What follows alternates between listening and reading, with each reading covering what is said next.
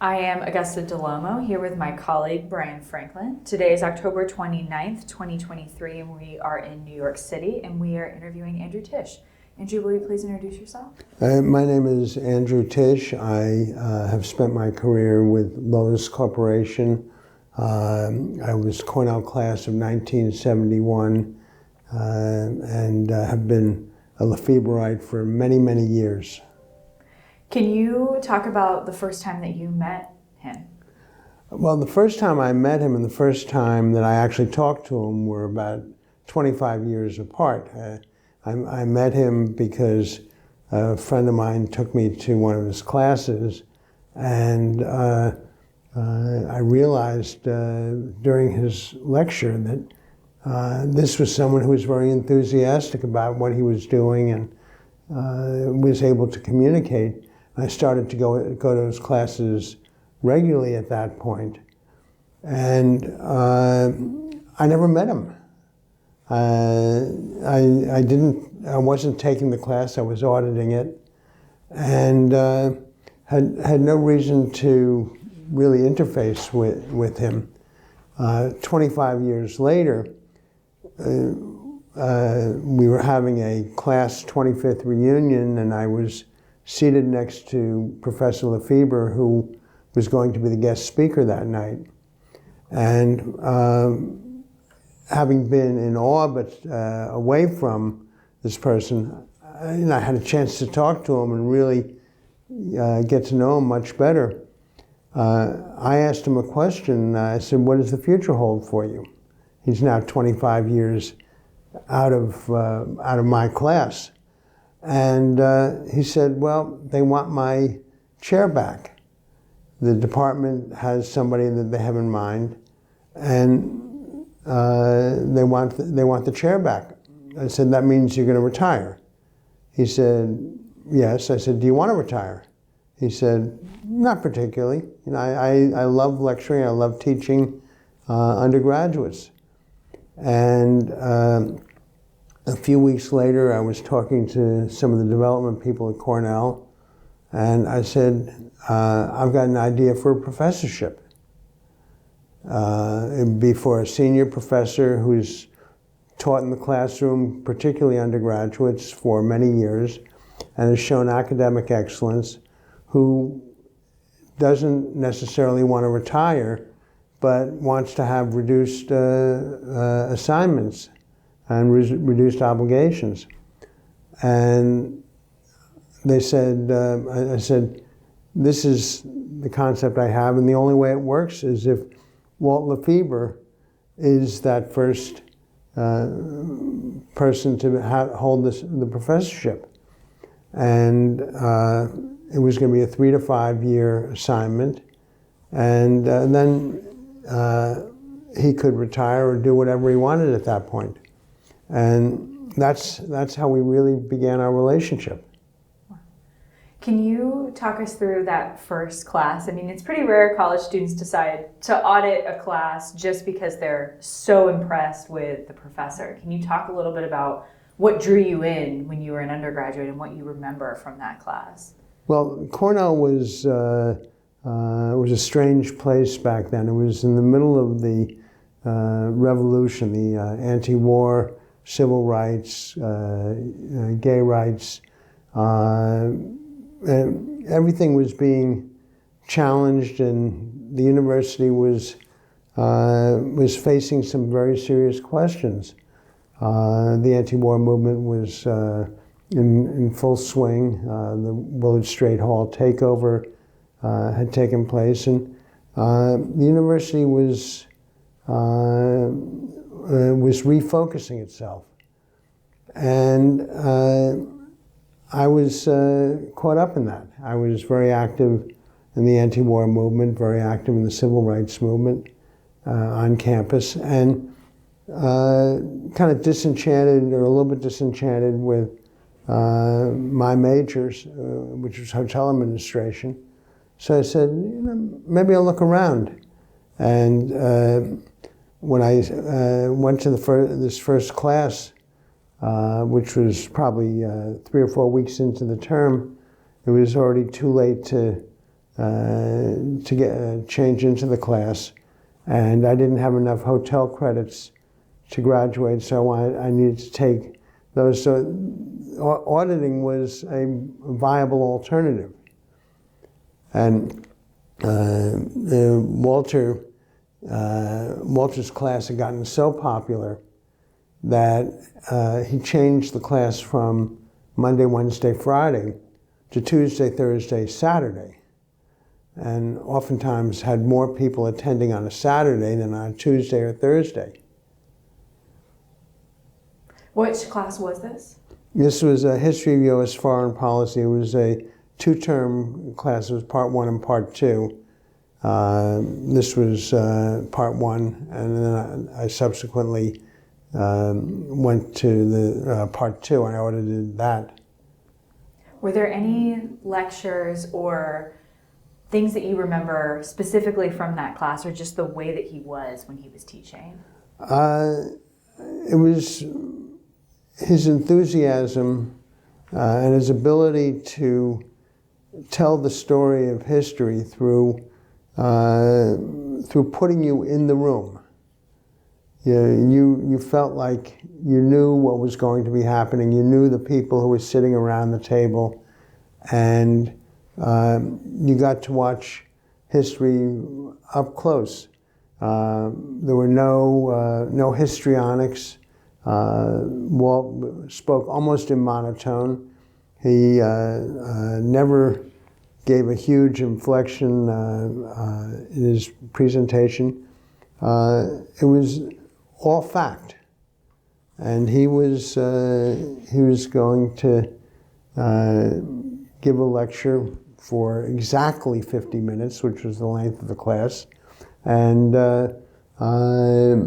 not a single note, a few words scribbled on a green blackboard up on the stage, and he tied everything together, and he gave you a sense that you were part of the action. When you meet him in person and you all start this relationship, what did your relationship with him look like almost 25 years later? What did my relationship look like at that point? Once you meet him again 25 years later. Well, once I met him, I decided my brother and I wanted to move forward with this professorship, and Walt agreed that he would be the first holder of the chair. So now all of a sudden I've got my name. It's now the Andrew and James Tisch Distinguished University Professor on this giant. And we thought, we'd like to know him better. And when I was in Ithaca, I stopped by to visit him. We were constantly talking back and forth. He does his best work from midnight to 8 a.m. and so I would get these long emails back and forth. When Walter passed away, I did an email dump of my correspondence with Walt, and it was something like 350 pages of correspondence back and forth on absolutely everything. It became I believe, a great friendship. Yeah. When you think about his work over the years and your 350 pages of emails, which of his ideas did you really find that you responded to and you kept thinking about over the years? The fact that things didn't just happen, that things, there was more evolution than revolution, and that things weren't always as they seemed they would be, and there was much more discussion that took place than what you finally heard on the evening news, that we got to this place because. And I learned always to question, to think outside the box. Oftentimes I'll think to myself, what would Walt say? What would Walt do?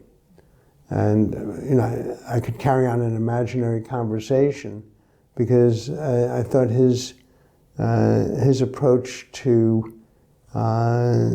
his life was just so calm and what's the word I'm looking for, but he just had a great sense of what was the right thing to do. One of the things that we've been struck by talking to people about him is he had people from all careers, all kinds of ideological viewpoints that count themselves to be amongst the people that were mentored by him. What do you think it was about him and how he curated this space where people across all walks of life came and found something in his community? I think he was more a guide than a dictator. You rarely did you know where he stood on the issue as he was guiding you through your decision on the issue. Now, he may have steered a little bit, but he never said to me, "This is absolutely what you have to do." This is have you looked at this or that to be the guide to your solution? And his advice was always sage, and it was never definitive. He made you get to that point. When you think about your relationship with him, what are some of the memorable interactions you'd like to share with us, of the two of you? Obviously, the highlight was the Beacon Theater lecture, which I kind of hatched in the shower in the gym one afternoon, and having spoken to Walt, he informed me that he was ready to retire. And I said, "How are you going to retire?" He said, "Well, I've got to finish up my seminar series, and then, I'll stay around Ithaca, but I'll do a lot of writing."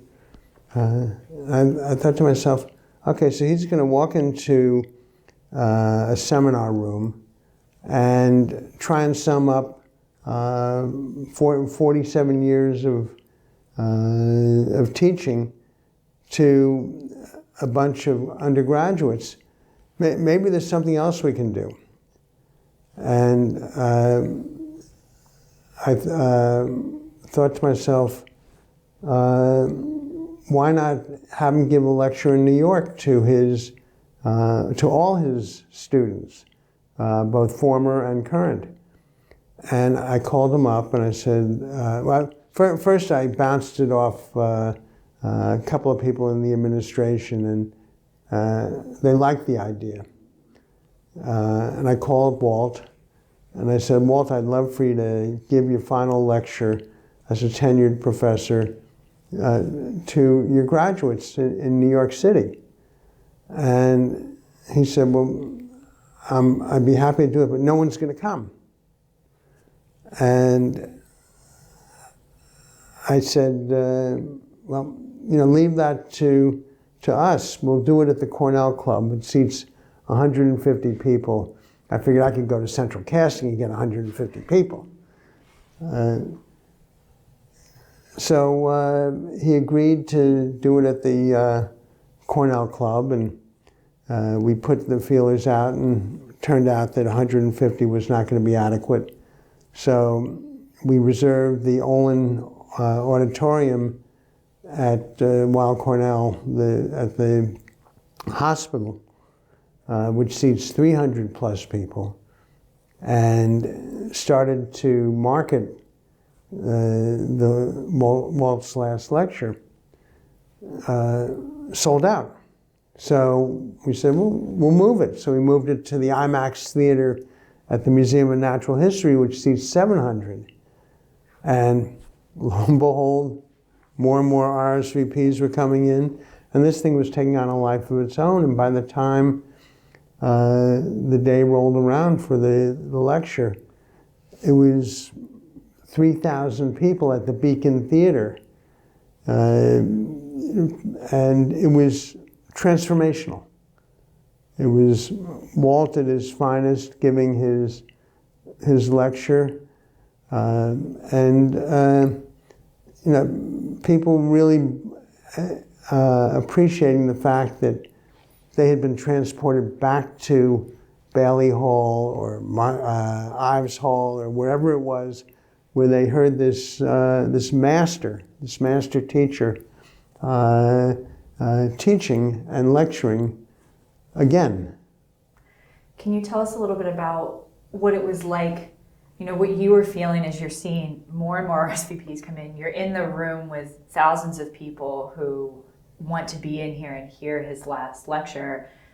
We've only seen the recording. What was it like to be in there and be seeing this organizing of this just come together? It was very gratifying, and I was asked to introduce Walt, and I was just making sure that I knew exactly what I was going to say, because I wanted to be as precise as possible, because Walt, he didn't demand the best out of you. It's as if he expected that you would do your best. I'm not making myself clear enough on that. Anytime I would write to him, if my wife read it, she said, "You write much better when you write to Walt LaFeber." And I say that's because what Walt hears is important to me.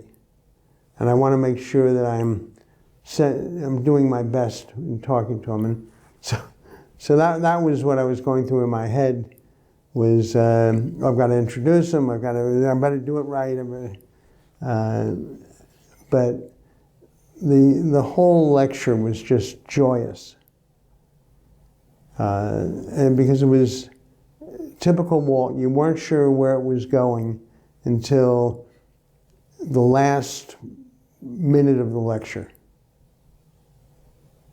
How do you see, and how did you think about, as you're doing the introduction, and as you reflect on him now, his contribution to not only the historical profession, but just the university and how we think about being an intellectual in the public? I think Walt was the glue that kept things together at a very, very difficult time. 1969 was a time when the university could have easily collapsed from all that was going on. And professors and departments were leaving, and Walt chose to stay at Cornell. And I think his actions as a leader really helped to calm things down, to move the university forward. It took time after that spring of '69, but Walt was a big part of the discussion, and when he spoke, people listened. Were you aware of his, as you described him as the glue, were you aware of that at the time, or is that something you started to see later? I started to see it later, and then after 9/11, when the president wanted to have somebody basically bring the university back out of its shock of 9/11. Walt was the person who spoke to 12,000 people on the art squad and gave context and basically moved the university forward. And I think he had been a person that other people in the university looked up to, and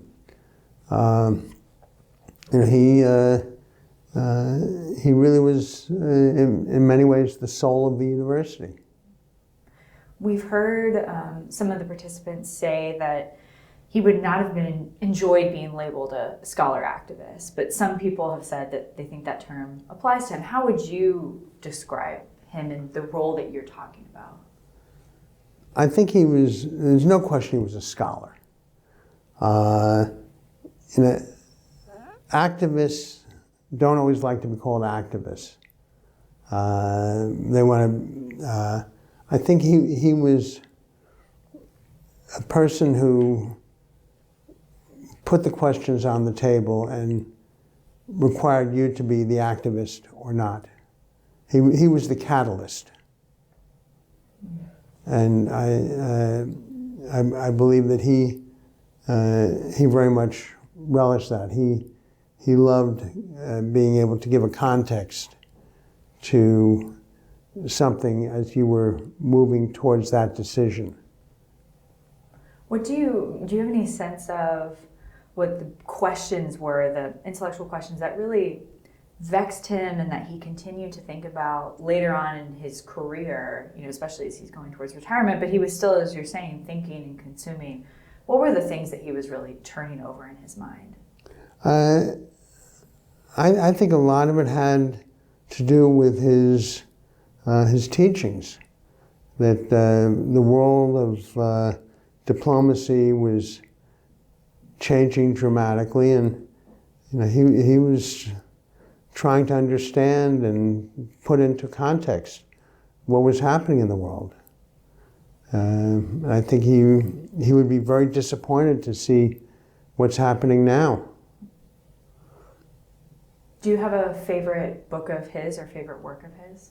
I guess, the one I've suggested to people when they want to know about some of LaFeber's teachings, I suggested American Age Part 1 and 2, which was the basic textbook.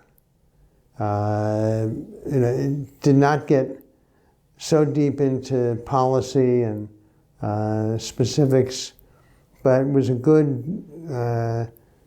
general sense of what's happening in the world at that particular point in time in that particular location.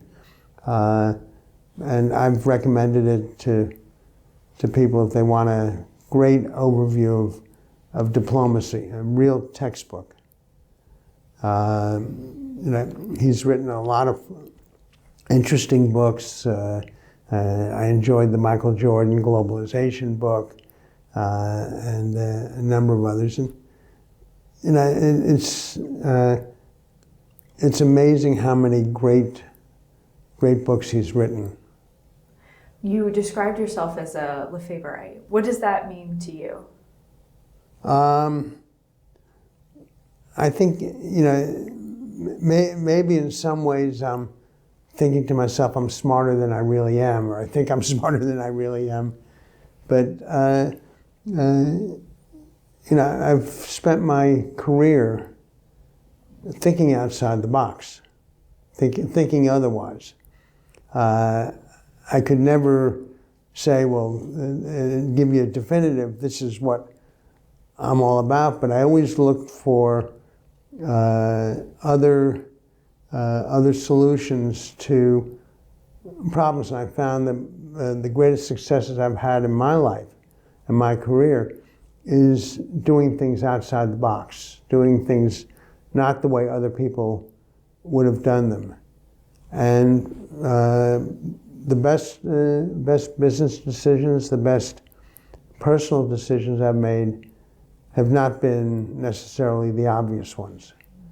And, I attribute much of that to having been in the presence of Walt LaFeber all those years.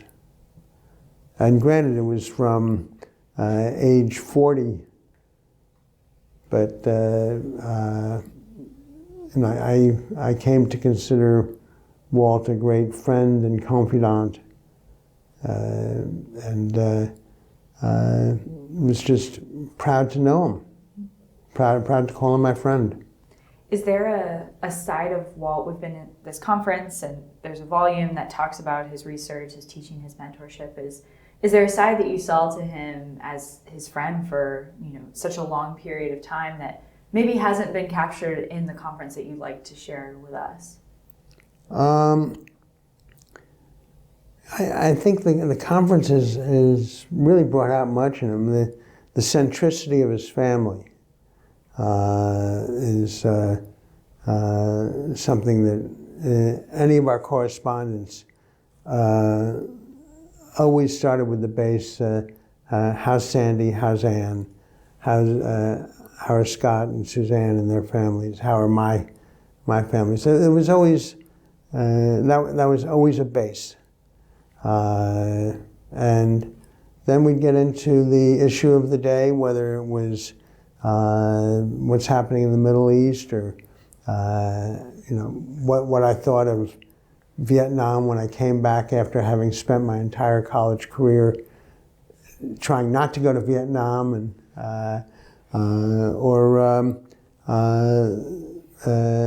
how badly the Sox and the Yankees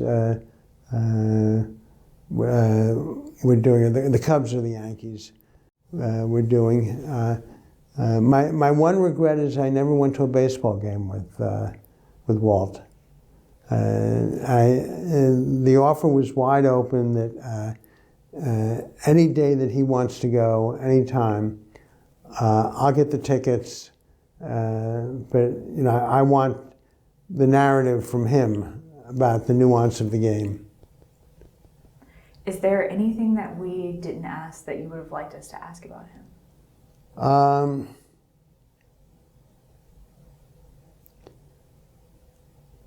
I don't think so. Walt is, he's been a mentor, an advisor, a confidant, beyond just academia.